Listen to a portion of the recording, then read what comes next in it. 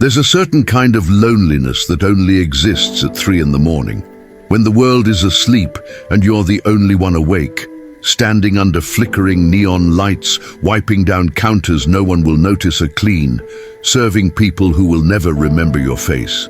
It's the loneliness of being invisible, not because you're hiding, but because no one is looking.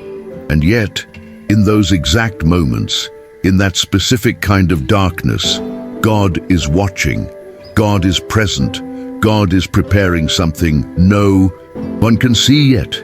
This is a story about a woman who worked in the shadows while the world slept, a woman the world called replaceable, but a woman God called irreplaceable, and how he turned her midnight shifts into the brightest dawn of her life. This is not a story about someone who had it all and lost it. This is a story about someone who started with almost nothing and discovered that almost nothing was exactly enough for God to work with. A woman who placed a quarter on her kitchen table every night and whispered prayers so small she was afraid God might not hear them. But he did. He always did. And what he did with those prayers will remind you that no act of faith, no matter how small, no matter how hidden, is ever wasted in the hands of God. I have a powerful testimony to share with you today, but I need you to promise me something. If you stay until the end of this story, you will see how God works in mysterious ways. Subscribe now so you don't miss any testimony that could be the exact message your heart needs today. And tell me in the comments, which country are you watching from? And let me ask you, have you ever felt that God answered a prayer when you least expected it? I want to hear your story. Her name was Marie Collins. She was 42 years old, and she worked the overnight shift at a small 24-hour fast food restaurant on the outskirts of Cleveland, Ohio.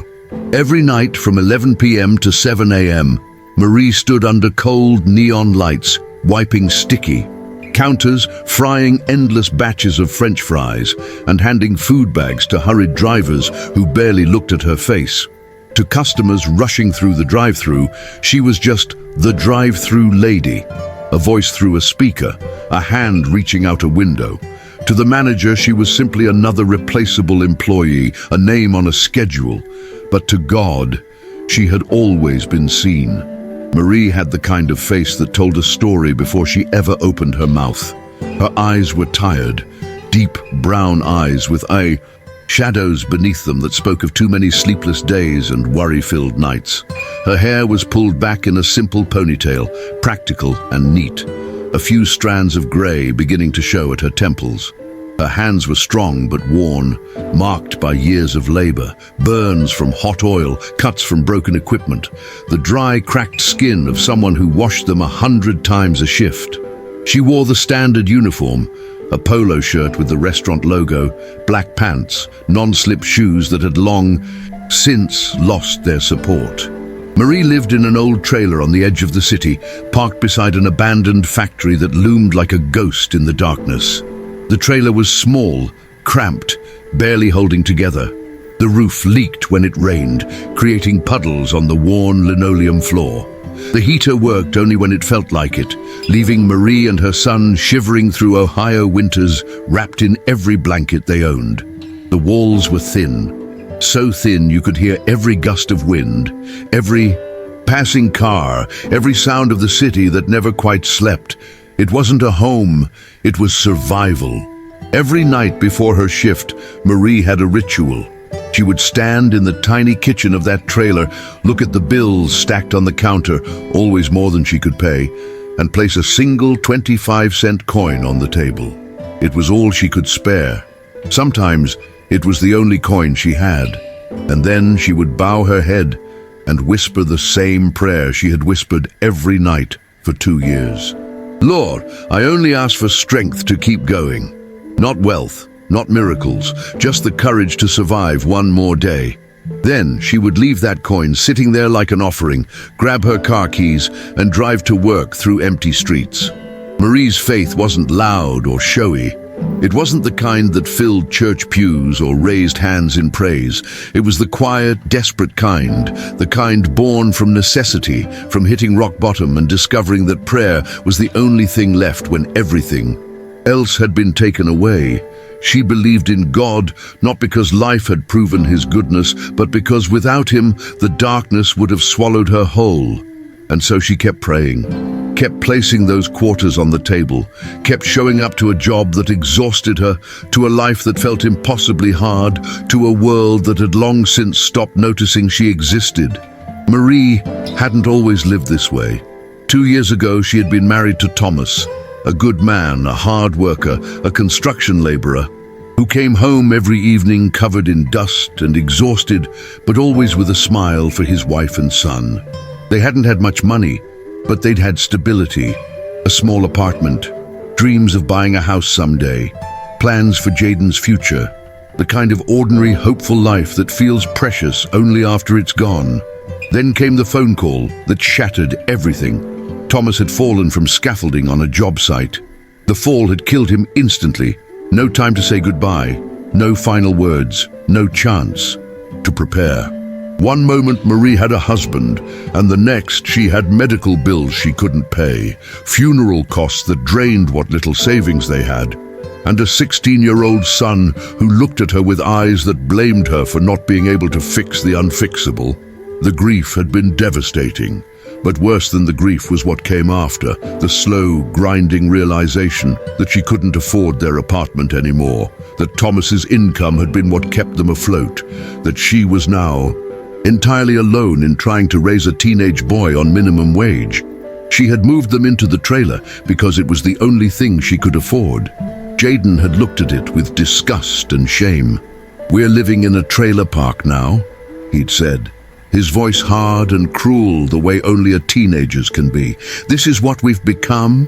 Marie had wanted to defend herself, to explain that she was doing her best, that she worked herself to exhaustion every single night to keep a roof over their heads and food on the table. But she didn't.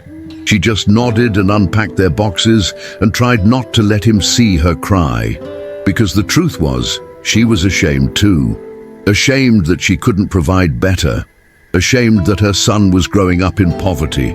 Ashamed that she was invisible to the world, just another struggling single mother no one cared about. In recent months, Marie's life had entered what could only be described as a storm, not a literal one, but an emotional and financial tempest that threatened to drown her. The trailer park raised the rent by $50 a month, an amount that sounded small but felt impossible when you were already choosing between groceries and gas. Her car, an ancient sedan held together by duct tape and prayer, kept breaking down, costing her money she didn't have for repairs she couldn't avoid. And then the restaurant announced a reduction in hours for senior employees, which meant Marie, who had worked there for 6 years, would now be getting fewer shifts and even less money. At the same time, Jaden was pulling away. He had fallen in with a dangerous crowd, boys who skipped school, who talked about easy money and fast cars, who looked at Marie with contempt when she tried to discipline her son. Jaden started coming home late, started lying about where he'd been, started looking at his mother like she was the enemy. "You're never here," he'd shouted at her once. "You work all night and sleep all day. You don't even know what's going on with me." And Marie, exhausted and heartbroken, had wanted to scream back, "I work all night so you can eat, so you can have a place to sleep, so you can survive." But she didn't. She just took it. Because what else could she do? The guilt was crushing. Marie worked overnight, slept during the day when she could, and barely saw her son anymore. She felt like she was failing him, failing as a mother, failing as a provider, failing as a human being. She felt small, forgotten, like she was disappearing a little more each day, and no one would notice when she was finally gone. But still, every night she placed that quarter on the table and whispered that prayer, "Lord, I only ask for strength to keep going." It was late December, the weeks between Christmas and New Year, when the city felt especially cold and especially cruel. The restaurant was busier than usual, filled with people traveling for the holidays, drunk partygoers looking for late-night food, exhausted workers finishing shifts at other 24-hour businesses. Marie's feet ached, her back screamed. The fryer had broken down twice, creating chaos in the kitchen. A customer had yelled at her for getting his order wrong, screamed at her through the drive-through window, called her incompetent, demanded to see a manager. Marie had apologized, fixed the order, and swallowed the humiliation like she always did. The storm inside her was worse than anything happening in the restaurant. That morning, before she had left for her shift, Marie had opened the mailbox to find 2 letters. The first was from the trailer park, another rent increase, effective immediately. The second was from Jaden's school. He had been absent for 12 days in the past month and was at risk of failing out. Marie had sat in her car, staring at those letters, and felt something inside her crack. She couldn't afford another rent increase. She couldn't fix Jaden's problems when she was never home. She couldn't keep carrying this weight alone. By 3 a.m., the restaurant had finally quieted. The rush was over. The grill was clean. Marie stood at the counter, wiping it down for the 3rd time that hour, because it gave her something to do with her hands, something to focus on besides the panic clawing at her chest. The neon lights buzzed overhead, that constant, maddening hum that made her want to scream. Outside, the December wind rattled the windows. The parking lot was empty except for her car and one truck belonging to the cook. The world felt impossibly dark, impossibly cold, impossibly indifferent. Marie leaned against the counter and let herself admit the truth she'd been avoiding for months. She was drowning. She was working as hard as she possibly could, praying as faithfully as she knew how, and still everything was falling apart. The rent was going up. The car was dying. Jaden was slipping away, and she was so tired, bone-deep, soul-crushing tired, that she didn't know how much longer she could keep going.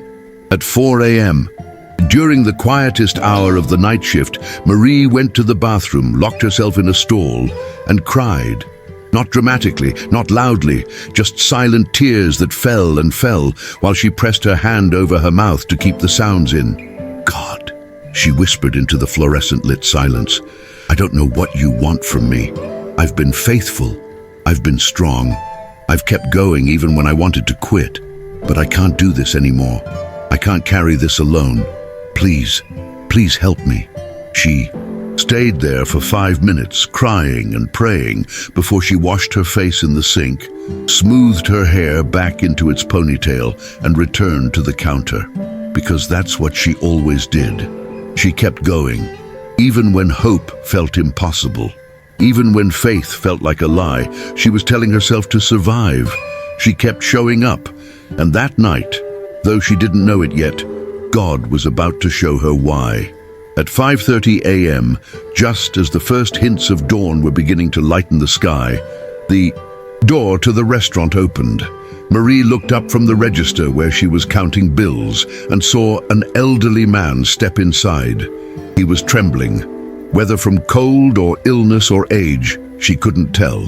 His clothes were worn, the kind of worn that spoke of years, not days, with holes in the elbows and frayed hems. His shoes were torn, held together with what looked like twine. His face was weathered, deeply lined, his eyes watery but kind. He stood just inside the door, looking around as if unsure he was allowed to be there. Marie watched him hesitate, watched him glance at the menu board and then down at his empty hands, and she understood immediately. He had no money. He was hungry and cold and hoping, maybe, that someone would take pity on him. But this was a fast food restaurant, not a charity, and Marie had seen the manager kick out homeless people before for loitering without purchasing anything. For a moment, Marie hesitated. She could pretend not to notice him, could focus on her work and wait for him to leave on his own. She was barely surviving herself. What business did she have giving away food that didn't belong to her? But even as the thoughts formed, she knew she couldn't do it, couldn't ignore him, couldn't turn away from someone who was suffering when she knew exactly what that felt like. She walked over to him, slowly, gently, not wanting to startle him or embarrass him. "Good morning," she said softly. "Cold out there, isn't it?" The man nodded, his hands shaking as he shoved them into his pockets. "Yes, ma'am, very cold." He looked at her with those watery eyes, eyes that held a lifetime of hardship and still somehow managed to be kind, and Marie felt her heart break a little.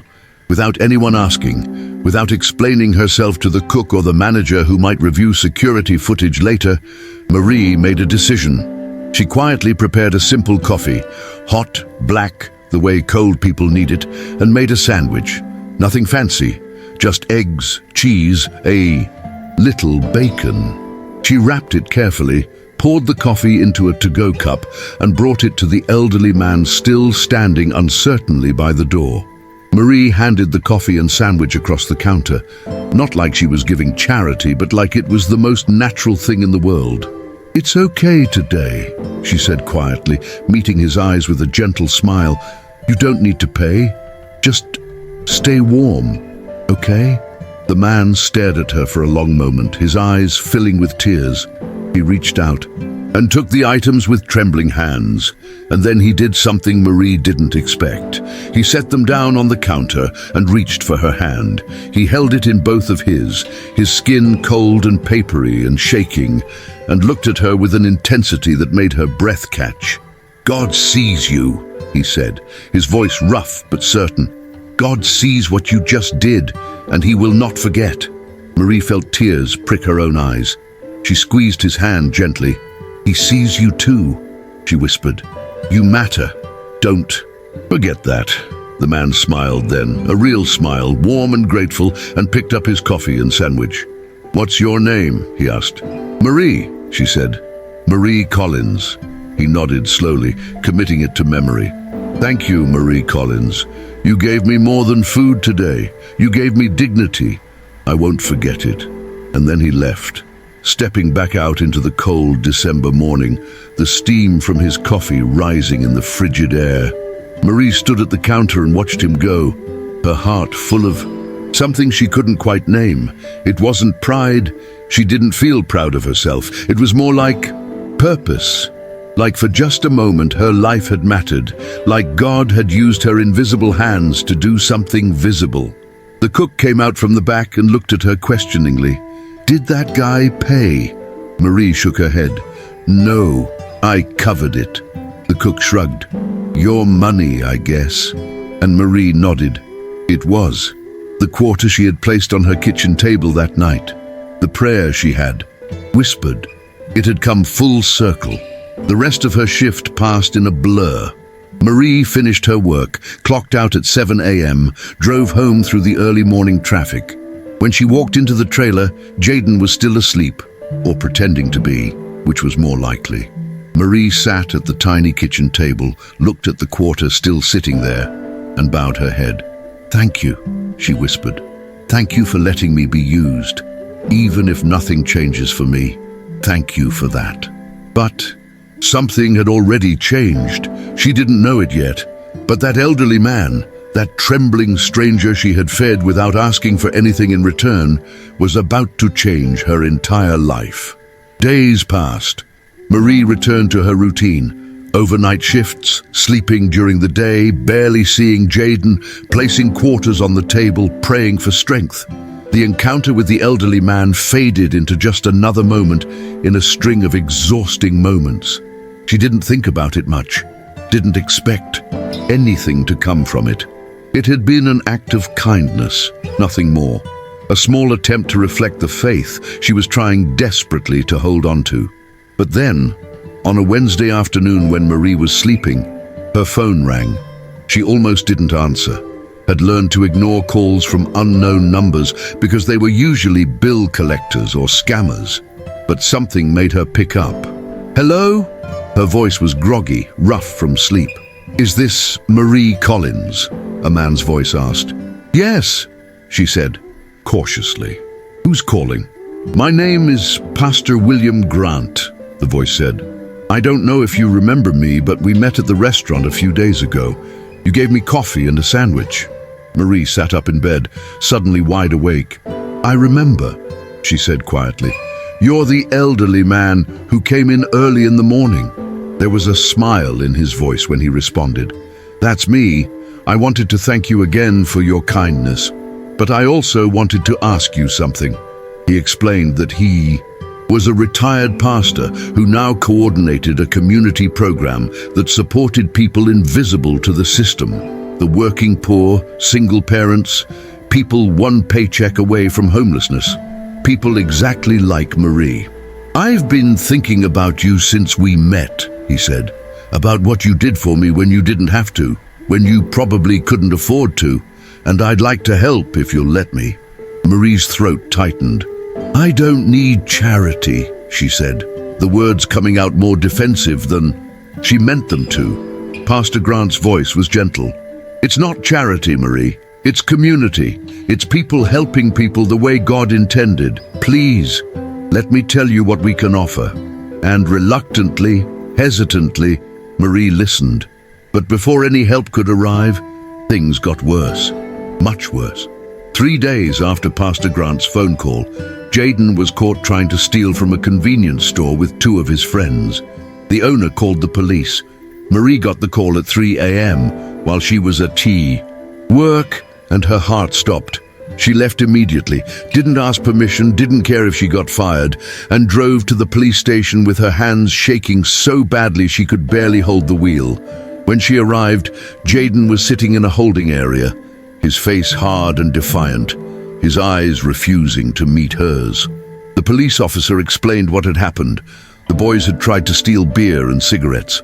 The owner wanted to press charges. Jaden, at 16, could be tried as an adult if the courts decided to make an example of him.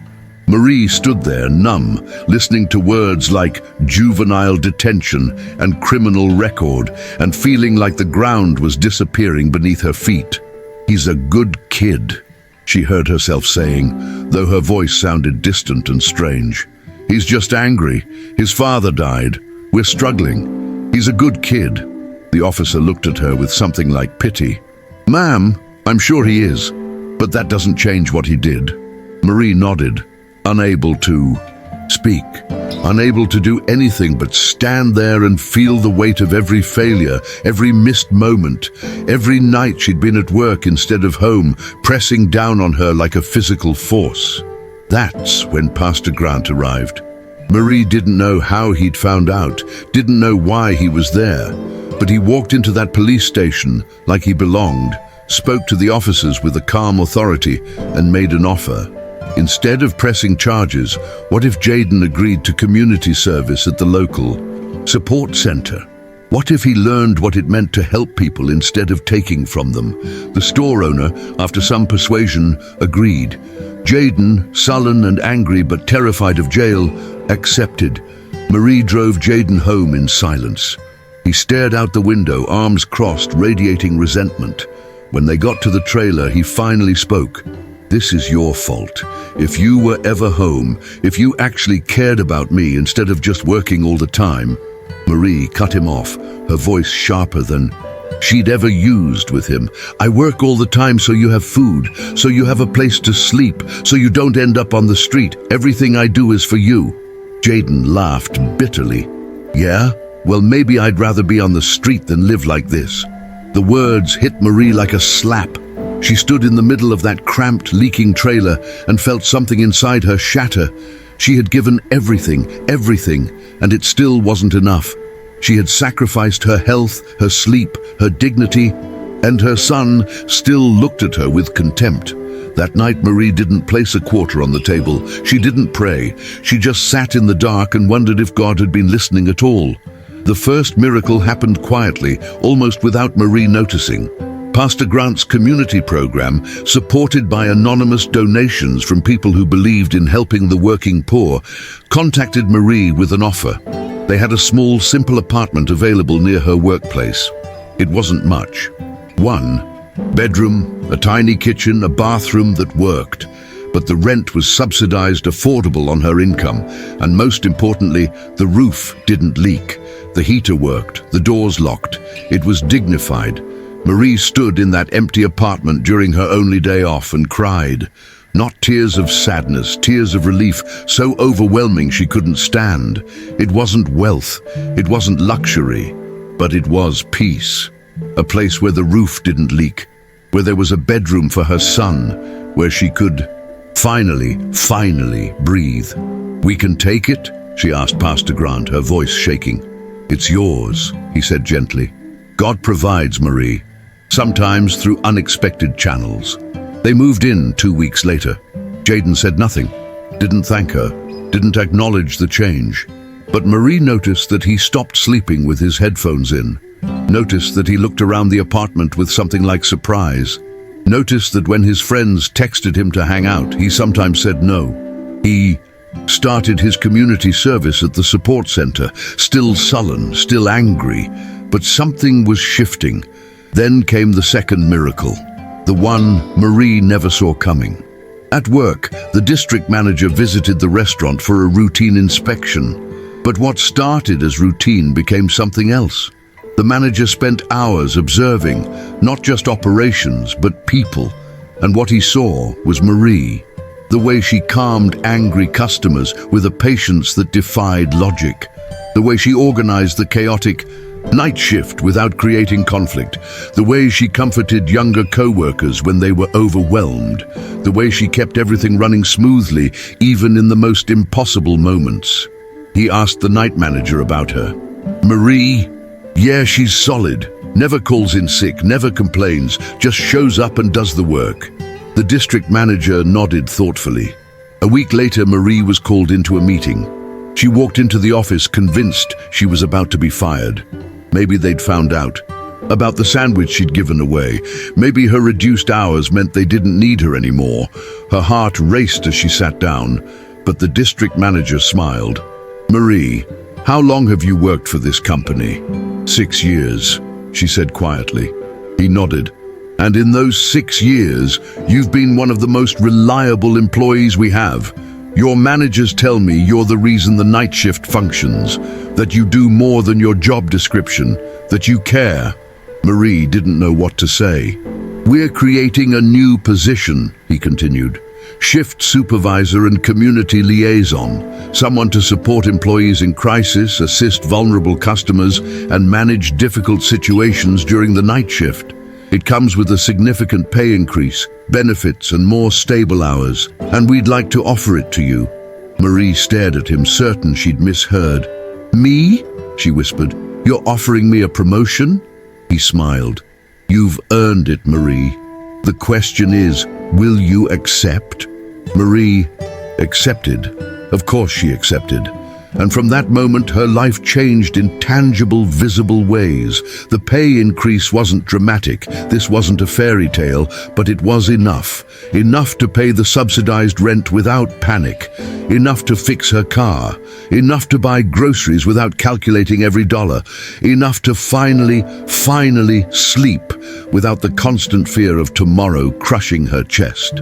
The benefits meant health insurance for the first time in years, meant she could go to the doctor when she was sick instead of just pushing through, meant Jaden could get the counseling he desperately needed to process his father's death and his own anger.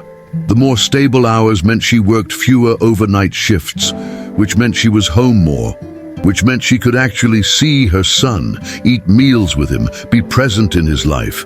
And Jaden changed. Slowly, painfully, but he changed. At the community service center, he met people in worse situations than his own. Families living in cars, children going hungry, elderly people with nowhere to go.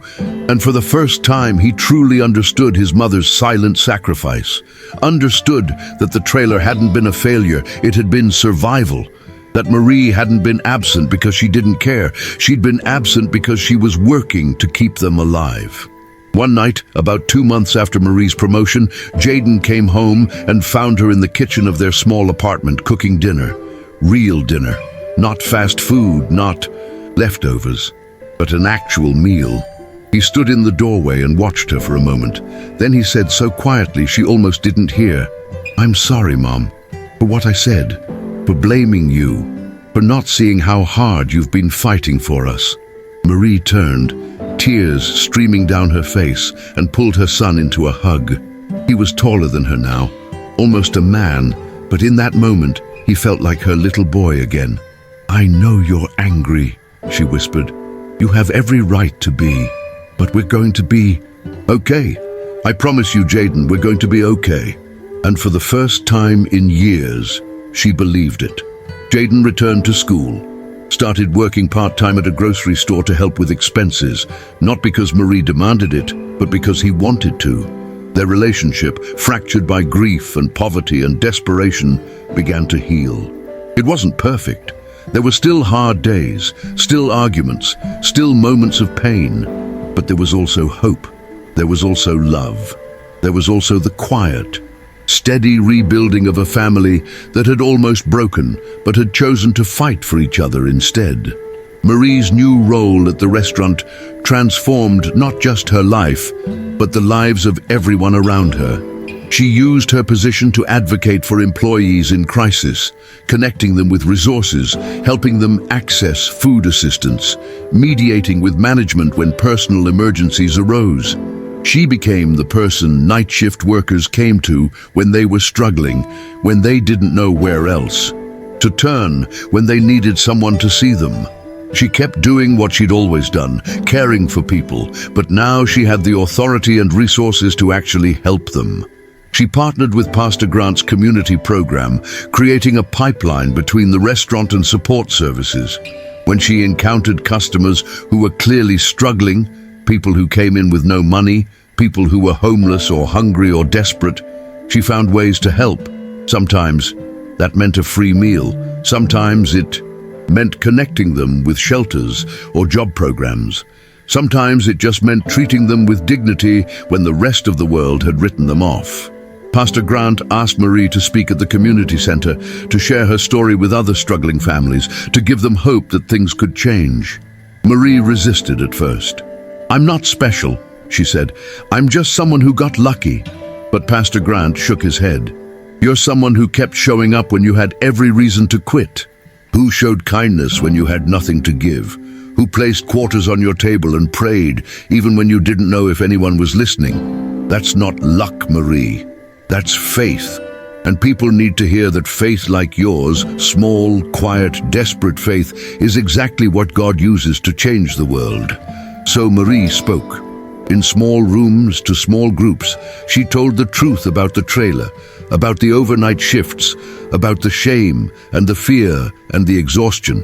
And she told them about the quarter on the table, about the sandwich she gave to a stranger, about how God had taken her smallest offering and turned it into more than she could have imagined. People listened. Some cried. And afterward, women approached her. Women who looked exactly like she had looked just months before and whispered, "Thank you. I needed to hear that." Marie's small apartment became a gathering place. She hosted dinners for other single mothers from the community program, women who were exhausted and alone and trying to survive impossible circumstances. They would sit around her kitchen table, the one that used to be covered in bills but was now cleared and welcoming, and share meals and stories and prayers. Marie would place a quarter in the center of the table and say, "This is what faith looks like sometimes. Small, humble, but enough. Always enough." Months later, on a quiet evening after a long shift, Marie arrived home to find Jaden already there, cooking dinner. It was a small thing, just spaghetti, nothing fancy, but it filled her heart completely. They ate together at the table, talking about his day, about school, about the future. After dinner, Jaden went to his room to study, and Marie sat alone in the quiet apartment.